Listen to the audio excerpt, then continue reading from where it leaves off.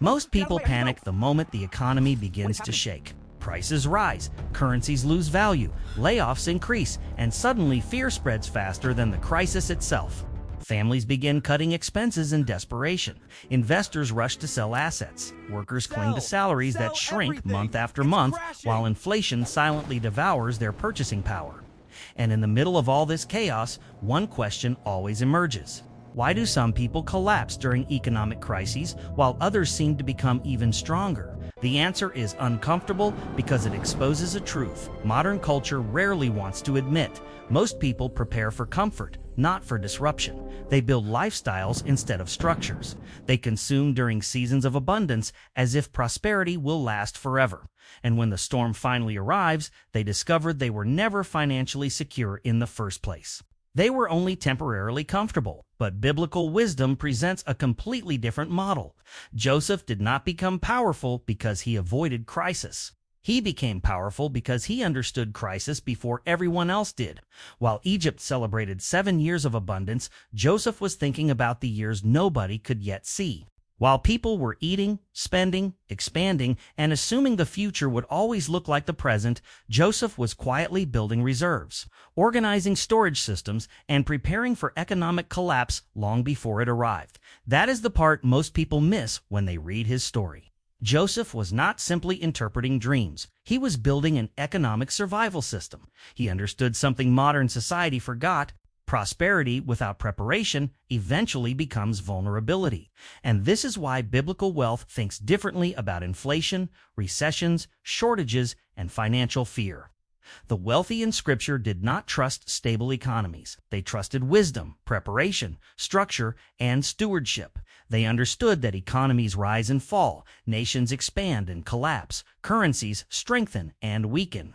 But disciplined preparation creates stability even when the world becomes unstable. This is exactly what made Joseph different from everyone around him. When famine finally arrived, Egypt did not survive because it was lucky. Egypt survived because one man refused to waste abundance when abundance was available. The crisis that destroyed other nations became the very event that elevated Joseph into extraordinary influence and power. And the same principle appears again and again throughout biblical history. Joseph stored grain before scarcity appeared. Solomon diversified resources instead of depending on one stream alone. Proverbs repeatedly warns against impulsive consumption, uncontrolled debt, and living without margin. The pattern is impossible to ignore. Biblical wisdom never teaches panic. It teaches preparation. Because inflation does not destroy everyone equally. Economic collapse does not affect everyone the same way. Crises expose what people were building long before the crisis ever arrived. And before this teaching is over, you are going to understand why the people who survive financial storms are usually not the ones earning the most money, but the ones who learned how to think differently before the storm began. Egypt looked unstoppable during the 7 years of abundance. Crops multiplied beyond expectation. Markets overflowed with grain. Families celebrated prosperity as if it would never end. The economy was expanding so rapidly that people stopped imagining scarcity altogether. And that is always the moment when human beings become most vulnerable. Abundance creates amnesia. When life feels stable, people stop preparing. They assume the future will continue rewarding the present. Spending increases, discipline weakens, urgency disappears. The human mind slowly drifts into a dangerous illusion that what exists now will exist forever. But Joseph saw something nobody else could see. Pharaoh viewed the dreams as mysterious symbols. The people of Egypt probably treated them as strange stories that would soon be forgotten. But Joseph immediately recognized the pattern hidden underneath them. 7 years of extraordinary abundance would be followed by 7 years of devastating famine so severe that people would forget prosperity had ever existed. That detail matters. The famine would not merely reduce comfort, it would erase memory itself. The crisis would become so intense that the years of abundance would feel unreal. That is how economic collapse works. People assume stability is permanent until instability suddenly becomes the new normal. Joseph understood this before everyone else, and this is why his response was completely different from the response of ordinary people. He did not celebrate abundance emotionally. He converted abundance into preparation. Genesis describes Joseph collecting grain during the years of plenty and storing it systematically throughout the cities. He organized resources before scarcity arrived. He built infrastructure before desperation began. He acted while people still felt safe. This is one of the greatest financial principles in all of Scripture. The wise prepare emotionally before they prepare financially, because most financial mistakes are emotional mistakes first.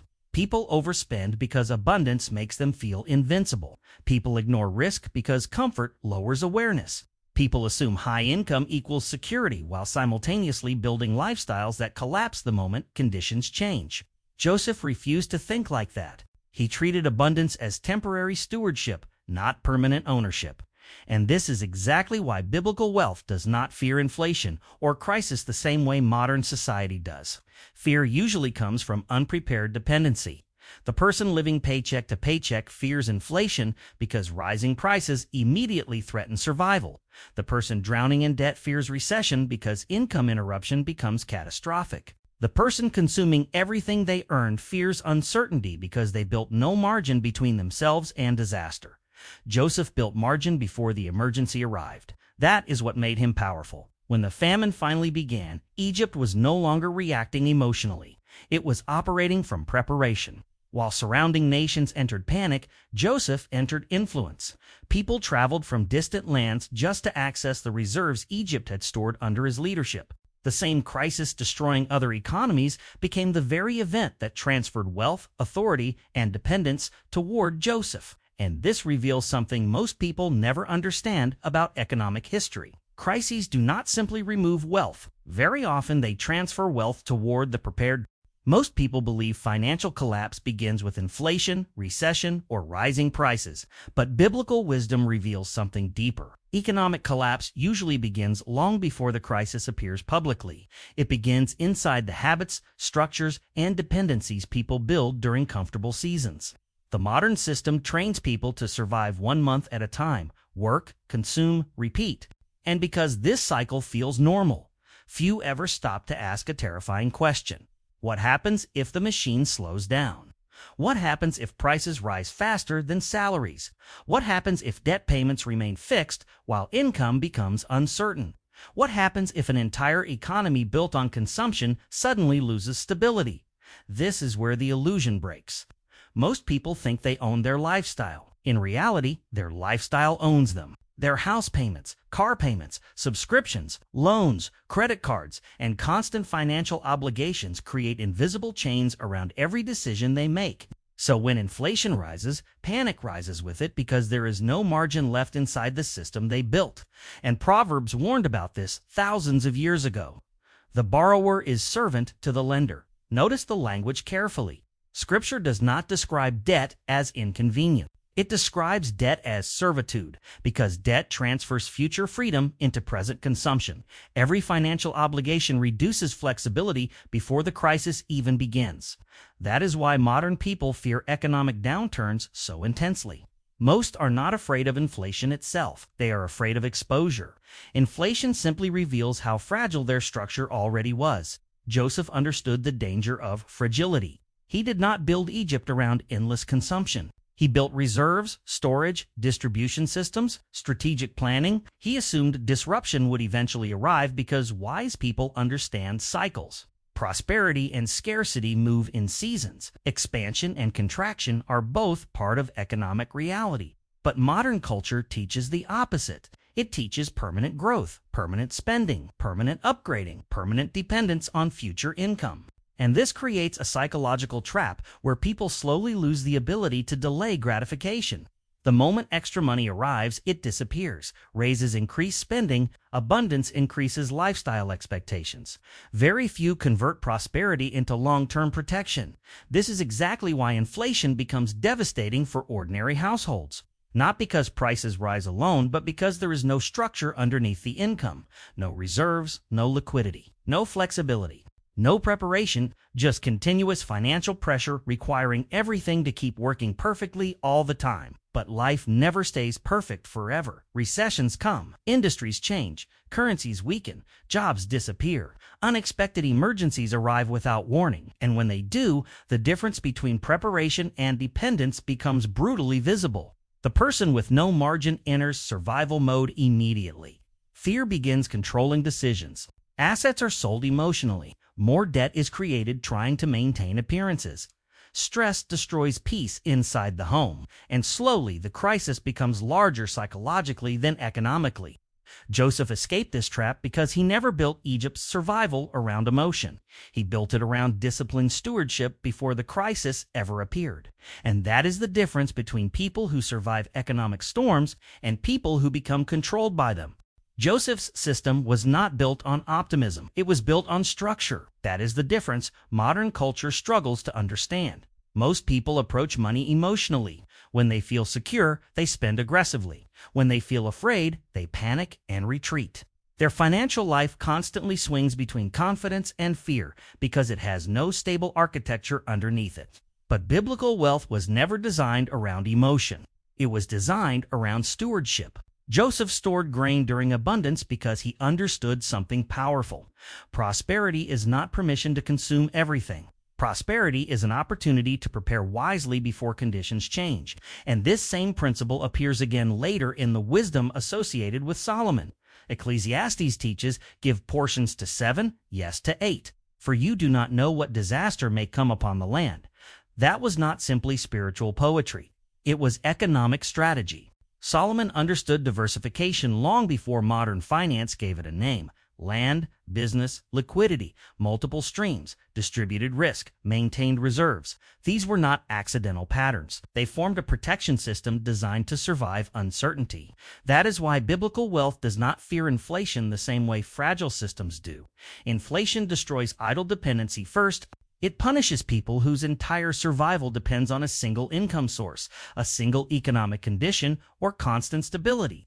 But people with structure respond differently because they are not relying on one fragile pillar to hold up their entire future. Solomon understood this deeply. 1/3 in productive assets, 1/3 in business activity, 1/3 maintained liquid IV opportunity and protection.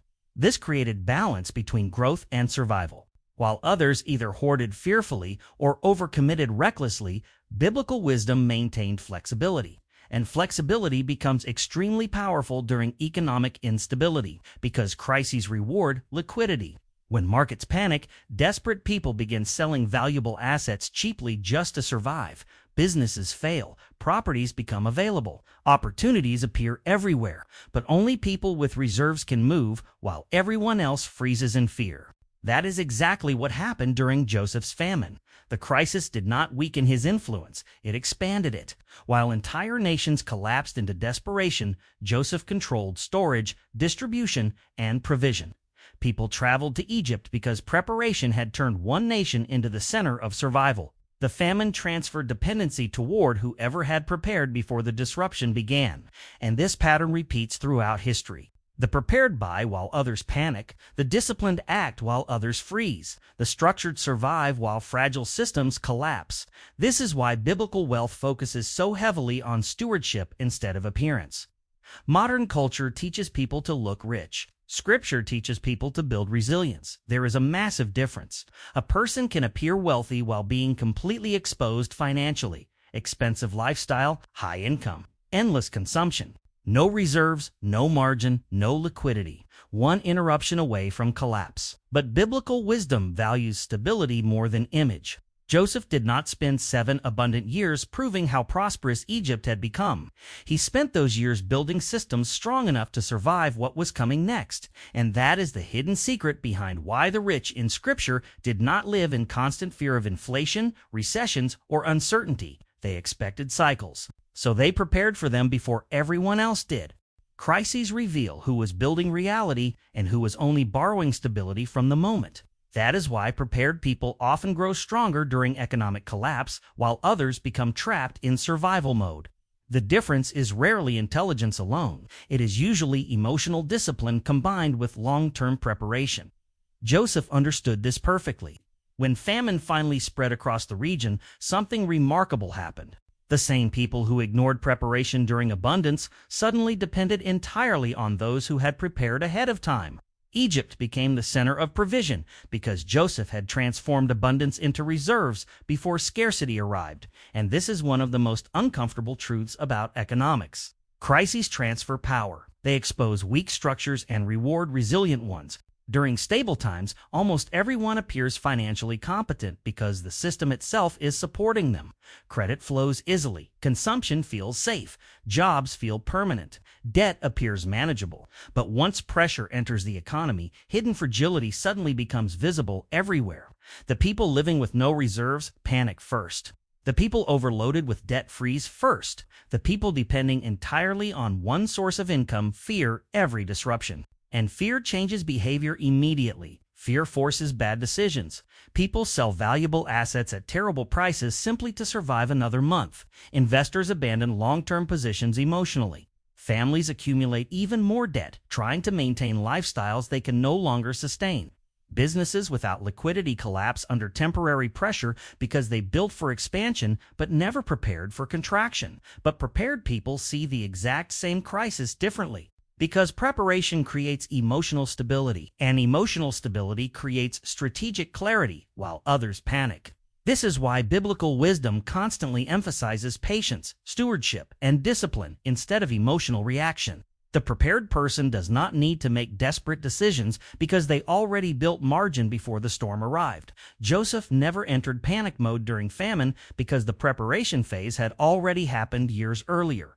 That is the hidden power of reserves. Reserves do more than protect money, they protect judgment. A person drowning financially cannot think clearly. Fear narrows vision. Survival pressure destroys patience. But the person with structure retains the ability to act wisely while others become controlled by emotion. And this is exactly why wealth often changes hands during economic collapse. The prepared acquire assets, the fearful liquidate them. The prepared move slowly and strategically. The desperate react impulsively. The prepared recognize opportunity hidden inside disruption. The fearful see only danger. This principle appears again in the wisdom connected to Solomon. Ecclesiastes warns about distributing resources wisely because nobody knows when disaster may come upon the land. The goal was never merely to become rich. The goal was to remain stable enough to survive cycles without losing freedom. Because real wealth is not measured only by accumulation. It is measured by the ability to remain calm while the world around you loses control. And Joseph became powerful during famine for one reason above all others. He prepared while everyone else was distracted by abundance. The modern world calls debt normal. Monthly payments are treated like a natural part of adulthood. Car loans, credit cards, student debt, financing, endless subscriptions, mortgages stretching across decades. Entire economies now operate on the assumption that people will spend tomorrow's income before tomorrow even arrives. And because everyone around you lives this way, the chains become invisible. But biblical wisdom describes debt very differently. The borrower is servant to the lender, not stressed, not inconvenienced. Servant because debt changes the relationship between a person and their future. The moment someone owes money, part of tomorrow's labor already belongs to somebody else. Freedom begins shrinking immediately. Choices become limited. Risk becomes dangerous. Flexibility disappears. This is why financial crises hit indebted societies so violently. A person carrying heavy obligations cannot absorb instability. The bills continue regardless of what happens in the economy. Inflation rises, interest compounds, income becomes uncertain, but the obligations remain fixed, demanding payment month after month like an invisible master. And this creates a deeper form of slavery than most people realize. Fear-based obedience. People stay in exhausting jobs because debt removed their ability to walk away. They tolerate exploitation because missing payments could destroy everything. They stop taking meaningful risks because survival pressure now controls every decision. The system slowly transforms builders into maintainers. Creators become servants of obligation. And Solomon warned about this thousands of years ago because he understood that fragility destroys peace long before it destroys finances. That is why biblical wealth emphasized margin, reserves, patience, and stewardship instead of endless consumption.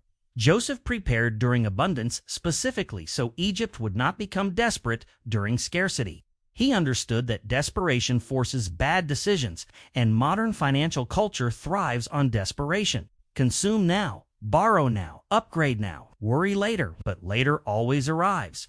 And when crisis finally appears, heavily indebted people discover something terrifying. Their money was never truly theirs because future earnings had already been promised away years in advance.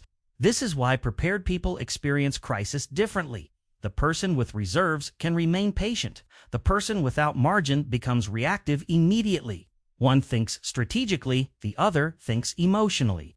One still has choices, the other only has obligations. And this may be the deepest reason biblical wealth does not fear inflation the same way modern society does, because freedom itself becomes a financial asset.